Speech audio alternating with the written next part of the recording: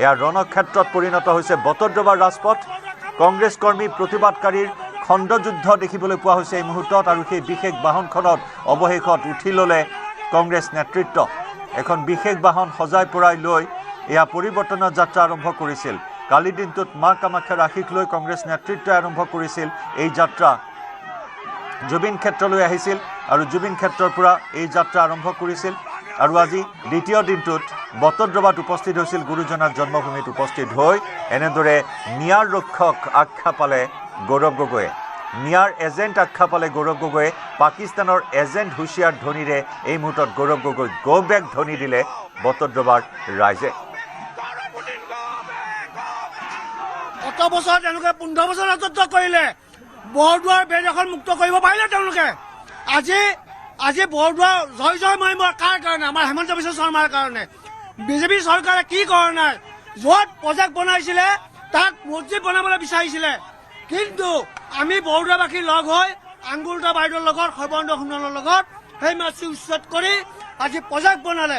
কিয় বৰদোৱাৰকৈ কংগ্ৰেছ চৰকাৰে ৰাজনীতি কৰিব লাগে? মতা মাছ মাইকী মাছৰ ৰজাক আদৰিবলৈ গান বান আহিছে আজি। কিহৰ কাৰণে তেওঁ আছে? তেওঁ ভগৱান নেকি? নে ভগৱানৰ কিবা বংশধৰ? আজি আমি বৰদোৱাবাসী হৈ লজ্জা পাইছো। এজন মানুহক গান বান লৈ আদৰিবলৈ আহিছে। কিহৰ কাৰণে? তেওঁ ভগৱান নহয়, তেওঁ মানুহ, তেওঁ চোৰ, বাপেক চোৰ, তেওঁ গোষ্ঠী চোৰ, তেওঁ পাকিস্তানৰ এজেণ্ট। ঘৈণীয়েক পাকিস্তানত চাকৰি কৰে, তেওঁ অসমত থাকে, আৰু অসমৰ সমস্ত কথা পাকিস্তানক কৈ পাকিস্তানক উত্তাপল কৰি পেলাইছে।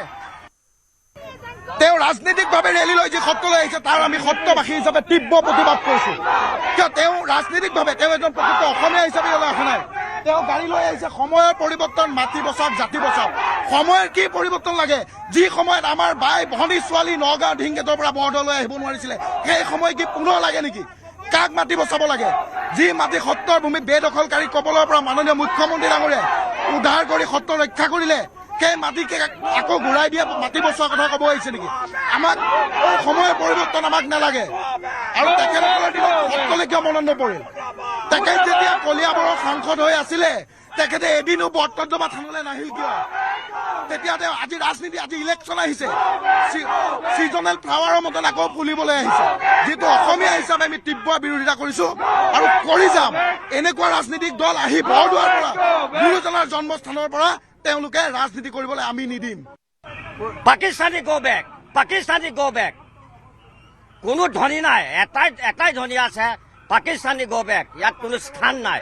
বটদ্ৰৱা থানত তেওঁ কোনো স্থান নাই।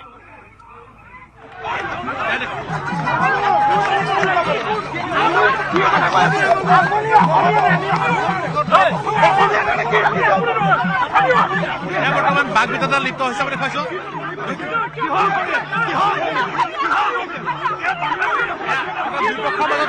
বৰ্তমান জয়ন্ত যথেষ্ট পৰিস্থিতি উত্তপ্ত হৈছে। দুই পক্ষৰ মাজত বৰ্তমান ইয়াত তৰ্কযুদ্ধ হৈছে বুলি কৈছো।